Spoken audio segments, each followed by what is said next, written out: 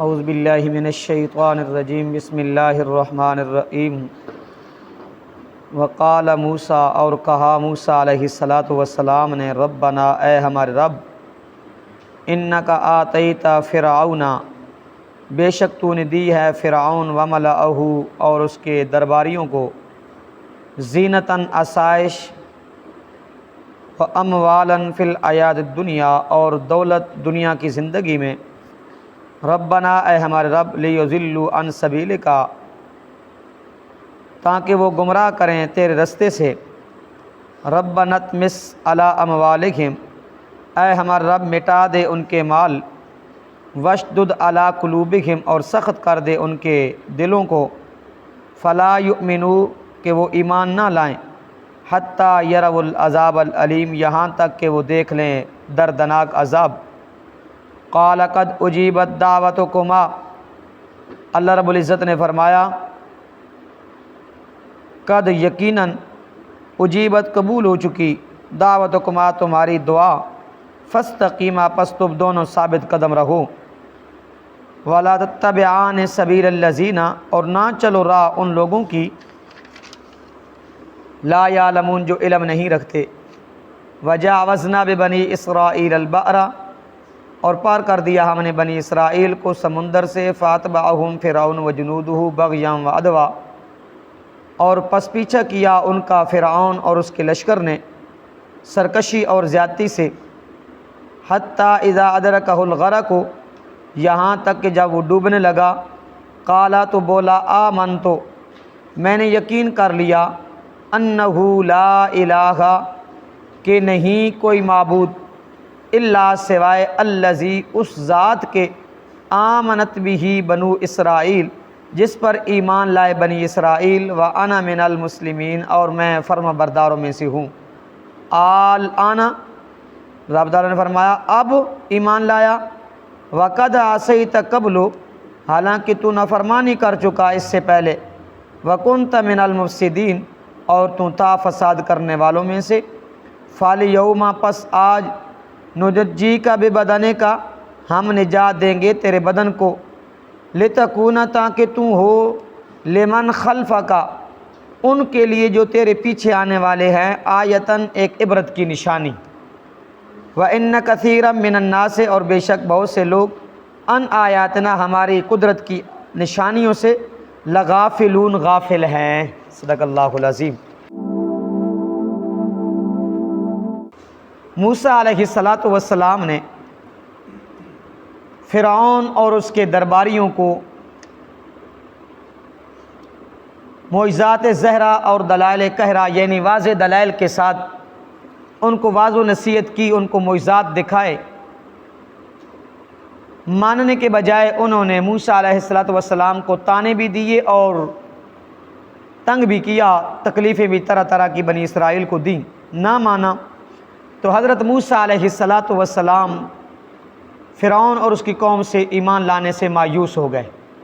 جس وقت مایوس ہو گئے کہ اب یہ ایمان نہیں لائیں گے، اس حد تک پہنچ چکے ہیں، تو اس وقت حضرت موسیٰ علیہ السلام نے فرعون اور اس کی قوم کے لیے کیا کی؟ بد دعا کی کہ اے اللہ، پھر بد دعا کی، آگے وجہ بھی بیان فرمائی کہ اللہ آپ نے ان کو دنیا کی زینت، آسائش اور مال و دولت عطا کر رکھی ہے، وہ اس مال و دولت اور شان و شوکت کے نشے میں آ کے وہ لوگوں کو پہلے بھی گمراہ کر رہے ہیں اور بھی زیادہ کیا کریں گے؟ گمراہ کریں گے۔ اس سے پہلے بھی گمراہ کر چکے ہیں، اس کے بعد بھی اور بھی کیا کریں گے؟ گمراہ کریں گے، کیونکہ وہ یہ سمجھتے ہیں کہ ہم حق پر ہیں، اس لیے ہمیں اللہ نے کیا دی ہے؟ دولت دی ہے، اگر ہم حق پر نہ ہوتے تو ہمیں یہ دولت نہ ملتی۔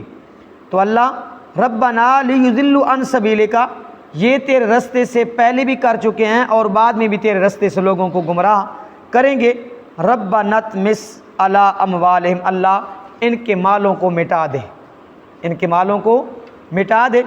مفسرین نے لکھا، اور عمر بن عبدالعزیز یہ فرماتے ہیں کہ ان کا ایک غلام تھا، انہوں نے فرمایا کہ جاؤ فلاں تھیلا لے کر آؤ، اس تھیلے کے اندر انڈے اور کچھ چیزیں اور تھیں، دیکھا تو وہ چیزیں پتھر بن چکی تھیں، اسی طرح قوم فرعون کے جو مال و دولت تھا، جو غلہ تھا، وہ اللہ رب العزت نے پتھر بنا دیے۔ نمبر 2 وَاشْدُدْ عَلَىٰ قُلُوبِهِمْ، اللہ ان کے دلوں کے اوپر مہر جباریت لگا دے تاکہ ان کو ایمان کی توفیق بھی نصیب نہ ہو، ان کی جو ایمان کی توفیق لینے، ایمان قبول کرنے کی توفیق ہے، ان سے سلب کر لے، ان کے دلوں کو سخت کر دے۔ فَلَا يُؤْمِنُوا کہ وہ ایمان نہ لائیں حَتَّىٰ يَرَوُا الْعَذَابَ الْأَلِيمَ، یہاں تک کہ وہ آپ کا عذاب دردناک دیکھ لیں۔ تو اللہ نے ان کے مال و دولت کو کیا کر دیا؟ پتھر بنا دیا اور ختم کر دیا، تباہ و برباد کر دیا۔ تو رب تعالیٰ فرماتے ہیں قَالَ قَدْ أُجِيبَتْ دَعْوَتُكُمَا، تمہاری دعا قبول ہو چکی ہے تم دونوں کی۔ حضرت موسیٰ علیہ السلام نے دعا کی، ہارون علیہ السلام نے آمین کہی۔ تو رب نے فرمایا قَالَ قَدْ أُجِيبَتْ دَعْوَتُكُمَا، تم دونوں کی دعا قبول ہو چکی ہے، لیکن فَاسْتَقِیمَا، ثابت قدم رہنا، جلدی اس کے اندر نہ کرنا۔ جو میں نے وعدہ کیا ہے کہ میں آپ کو غالب کروں گا اور آپ کے دشمنوں کو مغلوب کروں گا، تباہ و برباد کروں گا، اور ان کے جتنی بھی مال و دولت ہے یا ان کے جتنی بھی قبضے میں چیزیں ہیں، زمین و زر ہے، وہ آپ کے قبضے میں دے دوں گا اور آپ کو اس کا جانشین بنا دوں گا، ان کو تباہ و برباد کر دوں گا۔ لیکن فاستقیما، صبر کرنا، میرا وعدہ ہے کہ میں ان کو تباہ و برباد کروں گا۔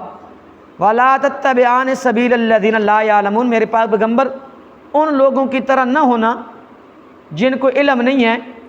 صبر کرنے کے بجائے، استقامت کے بجائے وہ جلدی کر بیٹھے ہیں، وہ بے صبری کرتے ہیں، ان لوگوں جیسا ہرگز نہ ہونا۔ اب وجاوزنا ببنی اسرائیل البحر فاتبعہم فرعون، حدیث پاک کے اندر آتا ہے کہ 40 سال بعد، یہ 40 دن بعد یہ قوم تباہ ہوئی فرعون کی۔ اللہ نے دعا تو پہلے قبول کی موسیٰ علیہ السلام کی، لیکن غرق کو بعد میں آ کے کیا۔ وجاوزنا ببنی اسرائیل البحر، یہاں حضرت موسیٰ علیہ السلام کی قوم کی نجات کا ذریعہ اور فرعون کے غرق ہونے کا مقصد بیان ہو رہا ہے۔ رب تعالیٰ فرماتے ہیں ہم نے موسیٰ علیہ السلام کو حکم دیا کہ موسیٰ پیغمبر اپنی قوم کو راتوں رات لے کر نکلو، کیونکہ جو بنی اسرائیلی تھے نا، قبطیوں سے قرضہ لیا تھا،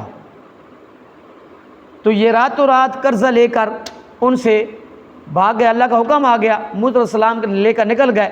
جس وقت فرعون کو پتہ چلا کہ ہماری اجازت کے بغیر ہمارے غلام تھے، صبح و شام ہمارے آگے کام کرتے تھے، ہماری اجازت کے بغیر وہ چلے گیا اور قرضہ بھی ہم سے لے کر چلے گئے، تو فرعون غصے میں آ گیا، اس نے لشکر تیار کیا۔ جس وقت لشکر تیار کیا تو موسیٰ علیہ السلام دریا کے کنارے پہ پہنچے، پیچھے فرعون کا لشکر بھی جا رہا ہے۔ تو موسیٰ علیہ السلام کی قوم کہنے لگی کہ موسیٰ آج تو آپ نے مرا دیا، آگے دریا ہے، پیچھے فرعون کی فوج ہے، آج مارے گئے، بچنے کی کوئی صورت نہیں۔ پہلے بھی شہر کے اندر رہ کر بھی ظلم و ستم اٹھا رہے تھے، اور آج تو کوئی بچنے کی صورت نہیں ہے، کہیں بھاگنے کی بھی کوئی صورت نہیں ہے۔ تو موسیٰ علیہ السلام کو اللہ نے حکم دیا کہ میرے پاک پیغمبر ہاتھ میں جو عصا ہے نا، یہ مارو پانی کے اوپر۔ موسیٰ علیہ السلام نے اللہ کا نام لے کر مارا، اللہ نے رستے بنا دیے، خشک رستے بنا دیے۔ موسیٰ علیہ السلام کی قوم، موسیٰ علیہ السلام خود پار چلے گئے۔ جس وقت فرعون نے یہ سمجھا کہ وہ چلے گئے تو میں بھی پار چلا جاؤں گا، گزر جاؤں گا اس رستے سے، جیسے ہی آگے گھوڑے دوڑائے تو اللہ رب العزت نے پانی کو حکم دے دیا، پانی کو اللہ نے چلا دیا اور غرق ہو گیا۔ جس وقت غرق ہونے لگا نا، اس وقت کہتا ہے قال آمنت، اب میں ایمان لایا اور میں یقین کر چکا ہوں، یقین کر لیا میں نے، انہ لا الہ، کہ اللہ کے علاوہ کوئی عبادت کے لائق، کوئی معبود، کوئی مشکل کشا، کوئی حاجت روا نہیں ہے، الا الذی آمنت بہ، سوائے اس کے میں تو ایمان لایا ہوں بنی اسرائیل، جس کے اوپر بنی اسرائیل ایمان لائے ہیں، وَأَنَا مِنَ الْمُسْلِمِينَ، اور میں کیا ہوں، فرمانبرداروں میں سے ہوں۔ اس کے بعد میں کیا ہو جاؤں گا، فرمانبرداروں میں سے ہو جاؤں گا۔ رب نے فرمایا الآن، اب ایمان لایا ہے، اب آپ کو یقین ہو گیا ہے۔ اس سے پہلے آپ کو بار بار سمجھایا، معجزات دکھائے، آپ کو دلائل دکھائے، آپ نے ایک بھی نہ سنی، یقین نہ کیا، ایمان نہ لایا، ان ربکم الاعلی، رب ہونے کا دعویٰ کر لیا۔ اب تو ایمان لاتا ہے، لیکن اب ایمان لانے کا کوئی فائدہ نہیں ہے، زمین کے اندر فساد مچاتا رہا۔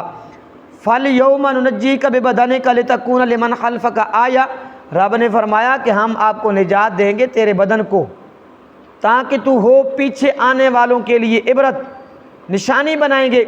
یہ نہیں کہ آپ کا جسم روح سمیت آپ کا جسم کیا ہوگا، محفوظ ہوگا، نہیں، روح کے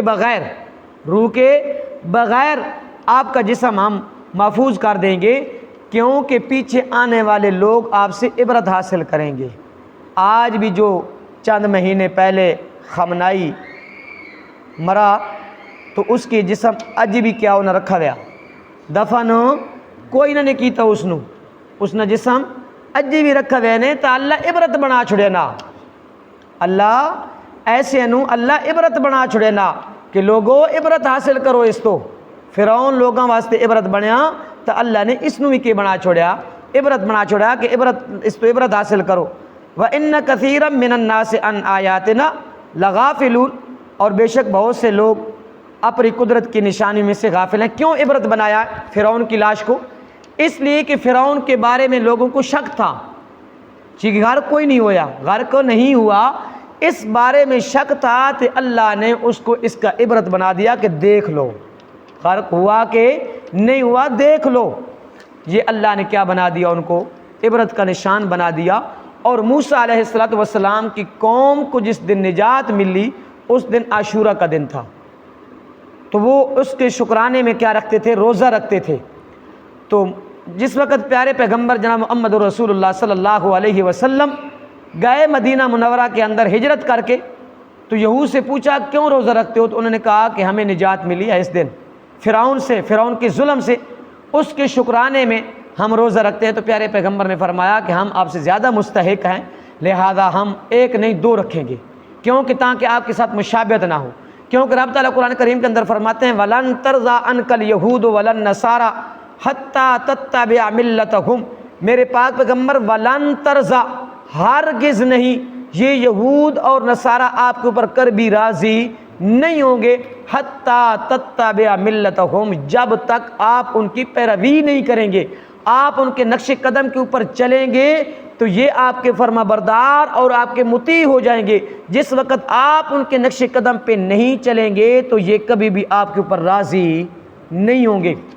نمبر 2، رب تعالیٰ فرماتے ہیں یا ایھا الذین آمنوا، اے ایمان والو، لا تتخذوا الیہود والنصارى، یہود اور نصارہ کو اولیاء دوست نہ بناؤ، بعضهم اولیاء بعض، وہ ایک دوسرے کے کیا ہیں، دوست ہیں، یعنی ان کی مشابہت اختیار نہیں کرنی، ان کی مشابہت اختیار نہیں کرنی۔ تو اس لیے پیارے پیغمبر نے فرمایا من تشبہ بقوم فہو منہ، جو قوم جس کے ساتھ مشابہت اختیار کرے گی وہ قوم کل قیامت کے دن اسی کے ساتھ اٹھائی جائے گی۔ مشابہت کس چیز میں ہے؟ علامہ ابن تیمیہ رحمۃ اللہ علیہ اقتضاء الصراط المستقیم کے اندر لکھتے ہیں کہ مشابہت لباس کے اندر بھی ہے، مشابہت عادات کے اندر بھی ہے، مشابہت تہوار کے اندر بھی ہے، مشابہت عبادت کے اندر بھی ہے۔ اب ان جیسا لباس ہم پہن لیں کہ ان کے ساتھ مشابہت ہے، ان جیسی ہم عادات اختیار کر لیں تو ان کے ساتھ مشابہت ہے، جیسے وہ تہوار منا رہے ہیں ہم بھی ایسے ہی تہوار منانا شروع کر دیں تو ان کے ساتھ مشابہت ہے، جیسے وہ عبادت سمجھ کے وہ کام کر رہے ہیں ہم بھی ایسے ہی کام کرنے شروع کر دیں تو ان کے ساتھ مشابہت ہو جائے گی۔ کیا ہو جائے گی؟ ان کے ساتھ مشابہت ہو جائے گی۔ تو ان چار چیزوں کے اندر کیا ہے؟ مشابہت ہے۔ تو یہ نوجوان حضرات ہاتھوں میں کڑا پہنتے ہیں، یہ کڑا پہننا انتہائی ناجائز ہے۔ کیا ہے؟ دھاگا باندھتے ہیں تو یہ بھی ناجائز ہے۔ کالا لباس پہننا یہ بھی کیا ہے؟ بالخصوص ان دنوں میں یہ ان کے ساتھ مشابہت ہے، اور وہ بھی ایسا کام کریں ہم بھی ایسے کام کریں گے تو یہ ان کے ساتھ مشابہت ہو جائے گی۔ تو رب تعالیٰ فرماتا ہے وہ ایک دوسرے کے دوست ہیں، آپ کے کبھی دوست نہیں بنتے۔ لباس بھی ان جیسا نہیں، عادات بھی ان جیسی نہ ہوں، اور تہوار بھی ان جیسے نہ ہوں، اور عبادات بھی ان جیسی نہ ہوں۔ تو اس لیے ان کی مشابہت سے بچنا چاہیے، ان کی مشابہت سے بچنا چاہیے۔ اللہ عمل کی توفیق عطا فرمائے۔